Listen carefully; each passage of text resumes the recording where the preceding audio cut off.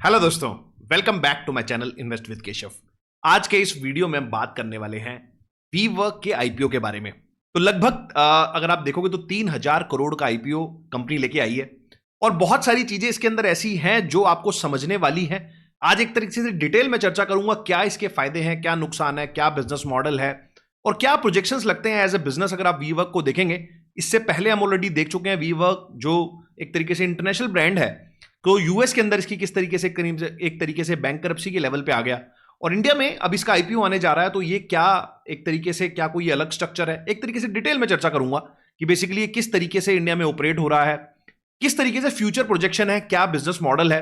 तो डिटेल चर्चा इस वीडियो में करने वाले हैं और आप समझ पाएंगे, डिसाइड कर पाएंगे आफ्टर दिस वीडियो कि आपको इसमें अप्लाई करना चाहिए या नहीं। तो वीडियो को अंत तक जरूर देखिएगा, चैनल को जरूर सब्सक्राइब कर लीजिएगा ताकि आपको इस तरह के इंपॉर्टेंट वीडियोस टाइमली मिलते रहें। तो चलिए दोस्तों, वीडियो को स्टार्ट करते हैं फटाफट से। सबसे पहले अगर इस आईपीओ का आप टोटल साइज देखेंगे तो वो है 3000 करोड़ और पूरा का पूरा अगर आप देखोगे यहां पर ये पूरा का पूरा ओएफएस है। ओएफएस का मतलब ऑफर फॉर सेल, मतलब कि जो एग्जिस्टिंग स्टेक होल्डर्स हैं, मतलब जो एग्जिस्टिंग शेयर होल्डर्स हैं, मेनली उनमें प्रमोटर्स ही हैं जो अपना माल यहां पर बेच रहे हैं। तो सबसे बड़ा रेड फ्लैग यही आ जाता है कि कोई भी ऐसा आईपीओ जब आता है, मैंने बहुत सारे ऑलरेडी वीडियोस भी बनाए हुए हैं जहां पर मैंने आपको समझाया हुआ है कि क्योंकि आईपीओ का मतलब यह होता है कि अल्टीमेटली ऐसी कंपनी के अंदर पैसा लगाया जाए जहां पर आपके पैसे को यूज करके कहीं ना कहीं ग्रोथ के लिए वो पैसे को यूज करे। लेकिन यहां ऐसा कुछ भी नहीं हो रहा है। यहां पर एक ऑलरेडी जो एग्जिस्टिंग एक तरीके से प्रमोटर्स हैं जिनके पास शेयर्स पड़े हुए हैं, वो अपना एग्जिट ले रहे हैं आपको माल बेच के। तो ये एक छोटा सा रेड फ्लैग है यहां पर। आज अभी और भी डिटेल में आपसे चर्चा करूंगा, बट आपको मोटा मोटा पहले ये समझना है कि 3000 करोड़ रुपए का ये टोटल जो एक तरीके से आईपीओ आ रहा है, ये पूरा ओएफएस है, ऑफर फॉर सेल। अब डिटेल में चर्चा करने के लिए आपको एक बार स्क्रीन पे लेके चलता हूं जहां पर इसके बिजनेस मॉडल के बारे में भी हम चर्चा करेंगे। तो अगर आप देखते हैं यहां पर ये आईपीओ की डिटेल्स मैंने आपके सामने लगा ली है, इसको थोड़ा बड़ा कर लेते हैं तो आई गेस आपको सब ढंग से समझ में आएगा। तो कंपनी का अगर आप इनकॉर्पोरेशन देखेंगे तो 2016 के अंदर हुआ, वो बैंगलोर के अंदर इसका हेडक्वार्टर है।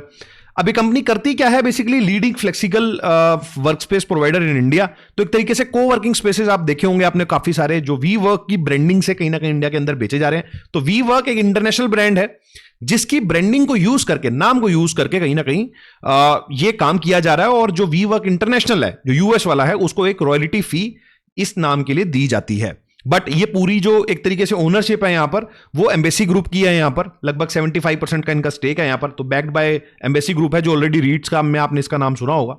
Operates across 8 major cities with 53 centres. तो 8 शहरों के अंदर लगभग 53 इनके कोवर्किंग स्पेसेस है जिनके थ्रू ऑपरेट कर रहे हैं। 6.56 million square feet and 93786 desk हैं। तो आप इससे थोड़ा अंदाजा लगा पाएंगे कि किस तरीके की कैपेसिटी आज की डेट में होल्ड करता है। अब बात करें अगर मैनेजमेंट की, तो यहां पर जो प्रमोटर है बेसिकली जितेंद्र मोहन दास, करण विरानी और जो embassy group embassy Buildcon LLP, ये इसके प्रमोटर्स में आते हैं। सीईओ जो है वो किरण विरानी जी हैं और पेरेंट कंपनी जो है वो बेसिकली एम्बेसी ग्रुप है, जो मैंने आपको ऑलरेडी बताया कि रीट का जो स्पॉन्सर्स होते हैं वो भी एम्बेसी ग्रुप इंडिया के अंदर है। तो इसमें मैं भी आपको आगे भी क्लियर करता हूं कि यहां पर आप देखोगे जो प्रमोटर होल्डिंग है 76% वो इन्हीं लोगों की है।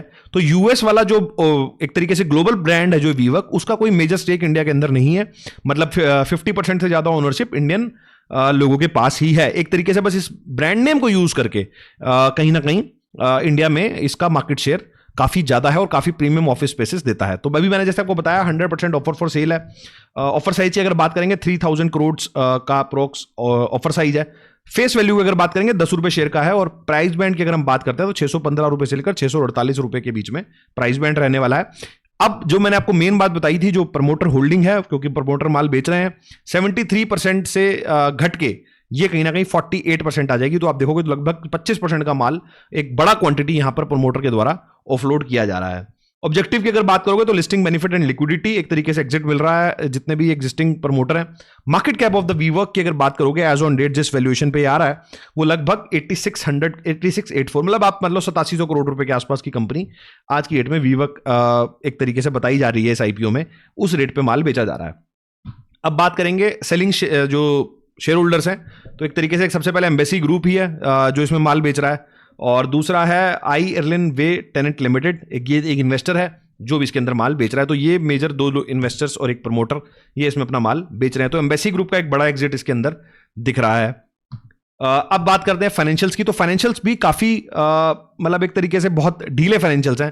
तो फाइनेंशियल्स अगर आप देखोगे यहां पर, ये 31 मार्च 2025 को अगर पीबीटी की बात करते हैं तो 2024 के अंदर भी 135 करोड़ का लॉस था, 2023 के अंदर 146 करोड़ का लॉस था।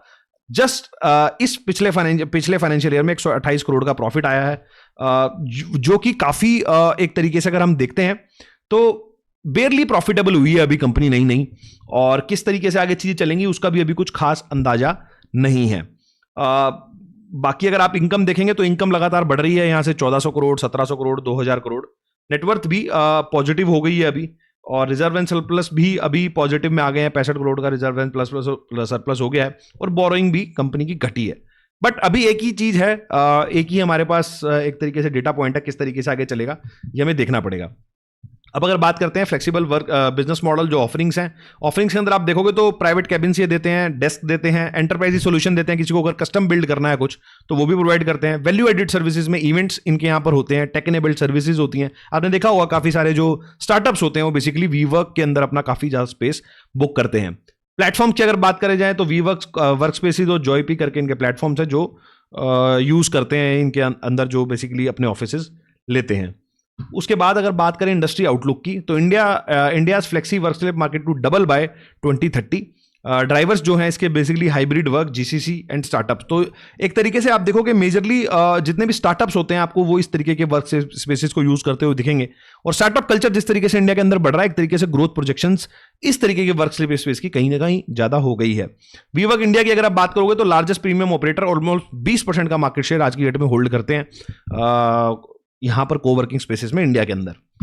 उसके बाद अगर स्ट्रेंथ की बात करी जाए, जो जैसे मैंने आपको बताया स्ट्रॉन्ग वीवर्क ब्रांड, तो एक तरीके से जो ब्रांड ये यूज कर रहे हैं यहां पर वीवर्क का, वो एक स्ट्रॉन्ग इनकी प्रेजेंस बनाता है, क्योंकि वीवर्क के नाम से कस्टमर एक प्रीमियम एक्सपीरियंस फील कर पाता है। एम्बेसी ग्रुप की बैकिंग है, हाई ऑक्यूपेंसी रेट है, जो इनके जो टोटल सीट्स फुलफिल रहते हैं at any given point of time वो 85% से ज्यादा रहते हैं। डाइवर्सिफाइड क्लाइंट्स हैं, अलग अलग इंडस्ट्रीज के क्लाइंट हैं। टेक इनेबल्ड स्केलेबल मॉडल है, मोस्ट ऑफ दी चीजें इन्होंने टेक के थ्रू कर रखी हैं। तो आपने देखा भी अगर आप वीवर्क में गए होंगे तो काफी ज्यादा आपको हाईटेक एनवायरनमेंट वहां पर नजर में आता है। और अब बात करते हैं रिस्क की। तो रिस्क की अगर बात करते हैं तो reliance on WeWork global licence, तो ये स्ट्रेंथ भी है और वीकनेस भी। अगर आप देखोगे तो कल को वीवर्क जिस तरीके से इश्यूज चल रहे हैं ग्लोबली, कल को वीवर्क ने अपने हाथ अगर पीछे खींच लिए तो इनका जो ये नाम है ये चेंज होने का कहीं ना कहीं एक रिस्क हो सकता है। हाई लीज कॉस्टिंग जो है वो ऑलरेडी काफी हाई है इनकी। कंपटीशन फॉर AW फिस एंड स्मार्टवर्क्स, तो अभी स्मार्टवर्क्स का भी पीछे आईपीओ आया था तो आपने देखा होगा कि और भी इस सेगमेंट में काफी सारे कोवर्किंग स्पेसेस आ रहे हैं जो थोड़ा सा आपको मिडिल सेगमेंट के अंदर आपको कहीं ना कहीं प्रोवाइड करते हैं आपके एक तरीके से डेस्क। तो कंपटीशन भी के अंदर काफी ज्यादा आ रहा है। माइक्रो इकोनॉमिक रिस्क, तो कहीं ना कहीं इकोनॉमिक रिस्क भी इसके अंदर इन्वॉल्व है। Perception from global WeWork bankruptcy, तो एक तरीके से वीवर्क की जो बैंकरप्सी है पीछे अभी जो हुई, उन्होंने वहां पे फाइल करी, क्यों हालांकि उसकी कोई स्टेक होल्डिंग है नहीं, यहाँ पे सिर्फ नाम ही यूज करा जा रहा है, लेकिन फिर भी उस बैंकरप्सी की वजह से काफी नाम ज्यादा खराब हुआ है कंपनी का। उसके बाद अब ग्रोथ एंड आउटलुक की अगर बात करें तो focus on profitability and tear 2 expansion. तो क्योंकि ऑलरेडी जितने भी 8 मेजर शहर हैं वहां पे ये ऑलरेडी मौजूद हैं, अब नया अगर यहां से प्रॉफिटेबिलिटी बनाना है तो टियर 2 और टियर 3 वाले जगहों पे जाना पड़ेगा। Strengthen enterprises and tech solution, leverage Embassy ecosystem, तो एम्बेसी क्योंकि इसका एक प्रमोटर ग्रुप है, उसका एक मेजर स्टेक है, उसकी स्ट्रेंथ को भी कहीं ना कहीं यूज करना पड़ेगा। Target double digit EBITDA by FY27, ये इन्होंने टारगेट लिया है कि अपने एबिटा को यहां से डबल करने की कोशिश यहां से FY27 तक करेंगे। कंक्लूजन की अगर बात करें तो IPO milestone for India's coworking industry, operational stable and financial improving, listing to enhance visibility and governance. तो अगर आप बात करेंगे तो ये सारी चीजें हैं जो बेसिकली इसके कंक्लूजन निकाली जा सकती हैं। बट जैसा मैंने आपको बताया कि रेड फ्लैग्स जो एक समझ में आ रहे हैं, सबसे पहले OFS का रेड फ्लैग, क्योंकि सारा माल प्रमोटर बेच रहे हैं।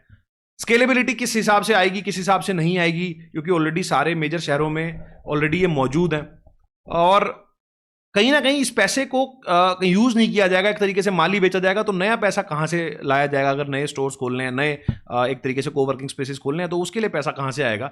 वो भी एक अलग से एक विषय बना हुआ है। तो ओवरऑल फाइनेंशियल वाइज और फंडामेंटल वाइज कुछ खास आईपीओ नहीं लग रहा है, और मेरे हिसाब से वेट कर सकते हैं, एक बार लिस्ट हो जाता है, 2-3 क्वार्टर 4 क्वार्टर के फाइनेंशियल और आ जाएंगे, तो थोड़ा और क्लैरिटी हो पाएगी, ये जो बातें बोली जा रही हैं क्या वो ऐसा जमीन पे हो रहा है या नहीं हो रहा है। तो ये मोटा मोटा मैंने आपको एनालिसिस देना चाहता था। आई होप मैं मोस्ट ऑफ दी चीजें आपको प्लस माइनस कवर कर पाया हूँ। आपका क्या व्यू है, आपको क्या लगता है, क्या ये आईपीओ ये कंपनी बहुत बड़ा कुछ कर पाएगी इंडिया के अंदर या नहीं कर पाएगी? एक बार वो कमेंट सेक्शन के अंदर जरूर बताएं। इस वीडियो में इतना ही, मिलता हूं आपसे अगले वीडियो में इसी तरह के कुछ नए और इंटरेस्टिंग टॉपिक के साथ। नमस्कार, जय हिंद।